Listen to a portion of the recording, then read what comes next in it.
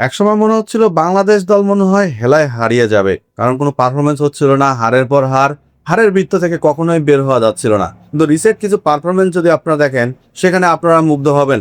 কারণ টি-টোয়েন্টি বলেন, ওডিআই বলেন, টেস্ট বলেন, সব কিছুতেই বাংলাদেশের ক্রিকেটাররা কিন্তু আবারও সেই সুদিনটাকে ফিরায় নিয়ে আসছে। কারণ পাকিস্তানের সাথে পরপর দুইবার টেস্ট সিরিজ জয়, সেই সাথে পাকিস্তানের সাথে ওডিআই সিরিজ জয়, নিউজিল্যান্ডের সাথে ওডিআই সিরিজ জয়, সব মিলায় বাংলাদেশ ক্রিকেটে যেন সুদিনটা ফিরছে বলে। কারণ ক্রিকেটাররা এখন সুন্দরভাবে খেলতে পারে, নিজের মতামত প্রকাশ করতে পারে, নিজের চাওয়াগুলো প্রকাশ করতে পারে। ক্রিকেটারদের উপর কোনো প্রেশার নাই।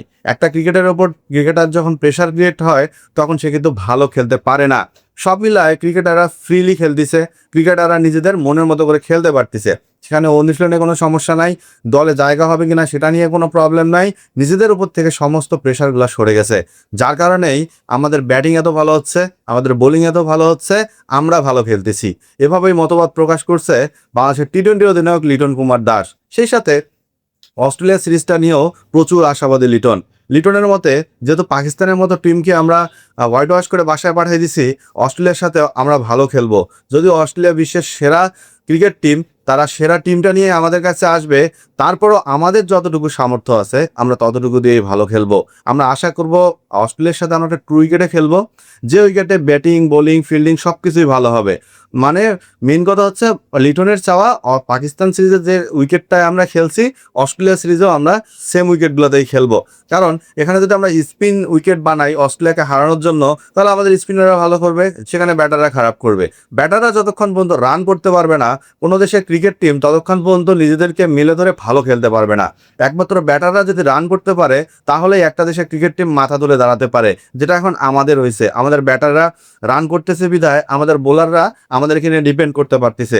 মুস্তাফিজ বলেন, নাহিদ রানা বলেন, ইবাদত বলেন, শরীফুল বলেন, সাকিব বলেন, হাসান মাহমুদ বলেন, আমাদের কিন্তু সবাই ফর্মে আছে। সেই সাথে আমাদের কোয়ালিটিফুল স্পিনারের কিন্তু এখন আমাদের অভাব বোধ করছি। কারণ সাকিবের পর এখন পর্যন্ত সেই মানের কোনো স্পিনার আমরা তৈরি করতে পারিনি। বিশেষ করে 7-8 নম্বরের জায়গায় আমরা এখন পর্যন্ত কোনো ভালো একজন অলরাউন্ডার খুঁজে পাইনি, যে কিনা 40-50 রান করে দিবে, 3-4টা উইকেট নিয়ে নিবে, একটা ভালো টাইট স্পেল করবে। সব মিলায় বাংলাদেশের যে কিছু ঘাটতি আছে, সেই ঘাটতিগুলো মেটানোর জন্য আমাদের অবশ্যই টু উইকেটে খেলা দরকার। আমরা যদি ঘরোয়া ক্রিকেট দেখি, সেই ঘরোয়া ক্রিকেটে ইদানিং রান পাচ্ছে ব্যাটাররা, খুব কম বলে অনেক বেশি রান করছে। রাতুল ঢাকা লিগে খুব ভালো খেলতেছে, জিসান আলমরাও ভালো খেলতেছে। সব মিলায় বাংলাদেশের ঘরোয়া ক্রিকেটের উইকেটগুলোও কিন্তু খুব ভালো মানের হয়েছে। তাহলে লিটন দাসের কথা থেকে কি একটা জিনিস ক্লিয়ার হয় না, যে আগে তারা একটা প্রেশার নিয়ে খেলতো, মানসিক চাপ নিয়ে খেলতো, কোনো কিছু হলে তাদের উপর প্রেশার ক্রিয়েট করা হতো, যার ফলটা আমরা মাঠে দেখতে পাইতাম। কিন্তু এখন লিটনরা মন খুলে সবকিছু করতে পারে। তার মানে একটা ক্রিকেটার তার ব্যক্তি স্বাধীনতা পেয়েছে, যার কারণেই তারা ভালো খেলতেছে। এমনকি অস্ট্রেলিয়া সিরিজকে ঘিরে আমরা সৌম্য সরকারের একটা পডকাস্ট দেখলাম, সেখানেও তিনি বলছে যে আমরা ফ্রিভাবে খেলতেছি, এখন আমাদের উপর কোনো প্রেশার নাই, ভালো আমাদের খেলতেই হবে, আমরা ভালো খেলার চাহিদায় অপেক্ষায় আছি, সুযোগ পেলে সুযোগটাকে কাজে লাগাবো। সেখানে আমাদের উপর দ্বিতীয় কোনো প্রেশার নাই, আমাদের উপর কেউ খারাপ আচরণ করে না, আমাদের উপর কেউ কোনো তাদের মাতব্বরিও খাটাইতে আসে না।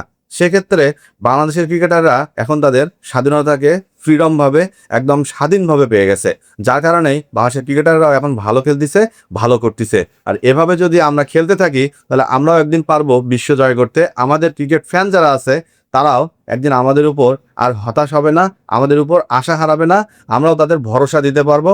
একটু সময় দেন, দেখবেন যে সবকিছু ঠিক হয়ে যাবে।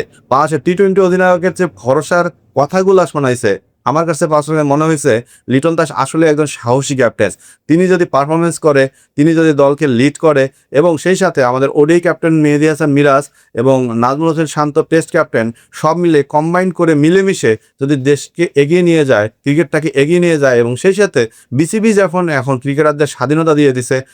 বিসিবি টাকা পয়সা দিয়ে ক্রিকেটারদের আর কোনো হেয়নাস্তা করতেছে না, পেমেন্ট মেথড অনেক ভালো করে দিছে।